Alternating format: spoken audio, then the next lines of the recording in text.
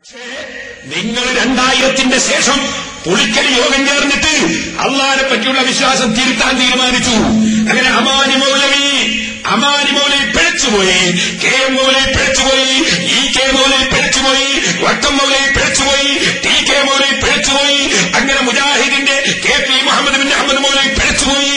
അങ്ങനെ എല്ലാ മൗലവിമാരും ഖവാരിജുകളെ പോലെ, ഖവാരിജുകൾ സഹാബത്തിനോട് യുദ്ധം ചെയ്ത് അലി ഇബ്നു അബീ താലിബിനെ കൊന്നുകളഞ്ഞ ഖവാരിജിനെ പോലെ വ്യതിയാനം സംഭവിച്ച പിഴച്ചുപോയ വ്യക്തികളാണ് എന്ന് സക്കരിയ സലാഹിന്റെ നാവ് കൊണ്ട് അമാനി മൗലവിന്റെ പേരെടുത്ത് പറഞ്ഞത്. എന്റെ കലണ്ടർ CD മനസ്സിലാക്കണം. സക്കരിയ സലാഹി എന്നെ വെല്ലുവിളിക്കുമ്പോൾ ആലോചിച്ചോളണം. നിങ്ങളുടെ ഖുർആൻ പരിഭാഷ എഴുതിയ അമാനി മൗലവി അദ്ദേഹം ഖവാരിജികളെ പോലെ പിഴച്ചാളാണെന്ന് നിങ്ങൾ പഠിപ്പിക്കുന്ന നിങ്ങളുടെ CD, നിങ്ങളുടെ കേസറ്റ്, ഓഡിയോ കേസറ്റ് ഞാൻ സൂക്ഷിച്ചിട്ടുണ്ട്. ആദർശപരമായ വിഷയത്തിൽ വ്യതിയാനങ്ങൾ മാത്രമേ പറഞ്ഞിട്ടുള്ളൂ. ചിലപ്പോ പറയാൻ വജുഹുല്ലാന്നീ അമാനി വ്യാഖ്യാനിച്ച് കുർത്തുബിയെ വ്യാഖ്യാനിച്ച് എന്താ കുർത്തുബി ഇതിനൊക്കെ ചേർത്ത മാറ്റം നിങ്ങൾ എഴുതിയതാ? അമാനിയായി മാറ്റുമാ തെറ്റ് തീർക്കാൻ തയ്യാറുണ്ടെങ്കിൽ ആ മരിച്ചവരല്ല ഒരിക്കൽ വ്യതിയാനത്തിൽ വരാൻ പറ്റുമോ? മരിച്ചവർക്ക് വ്യതിയാനത്തിൽ നിങ്ങൾ പറഞ്ഞില്ല. ഈ കേൾക്കാൻ പോലെ ഒരു വ്യതിയാനല്ലേ? എത്ര ഈ പലവി പണ്ഡിതന്മാർക്കില്ലാത്ത എത്ര അഭിപ്രായങ്ങൾ തരാൻ തെളിയിക്കണ്ടേ?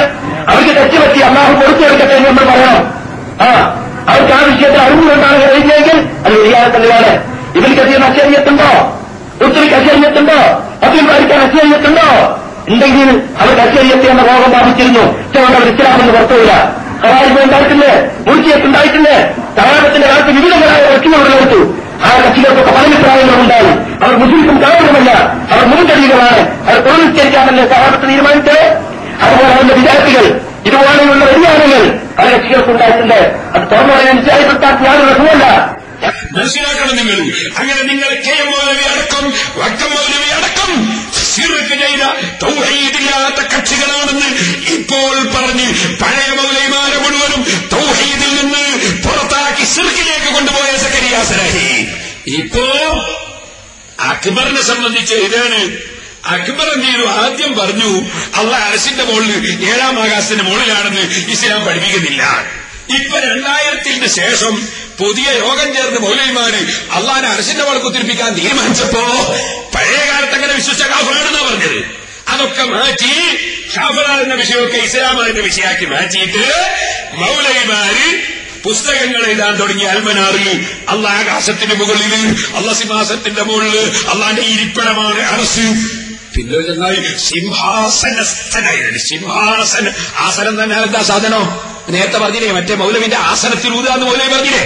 അപ്പൊ ആസനം തന്നെ അറിഞ്ഞോളൂ എന്താണ്. അപ്പൊ അള്ളാഹ് ആസനം ചന്തിയുള്ളവനായി. അള്ളാഹ് ചന്തിയും പിന്നെ അതിന്റെ കൂടെ ഉള്ളല്ലോ.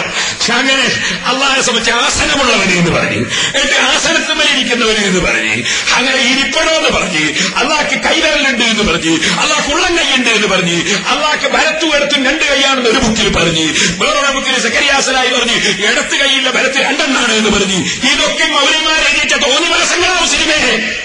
നിങ്ങൾ മനസ്സിലാക്കണം. ഈമാൻ വിട്ട് മരിക്കണമെങ്കിൽ മൗലവിമാരെ എഴുതിയിട്ടില്ല നിഷേധിക്കാൻ തയ്യാറുണ്ടോ? സക്കരിയ സലാഹി തയ്യാറുണ്ടോ? അള്ളാഹ്ക്ക് ഇടത്ത് കൈയില്ല വലത്ത് 2 കൈയാണ് നിങ്ങൾ എഴുതിയിട്ടില്ലേ? എന്റെ അടുത്തിന്റെ പുസ്തകം നിങ്ങൾ തയ്യാറുണ്ടോ പരിശോധിക്കാൻ?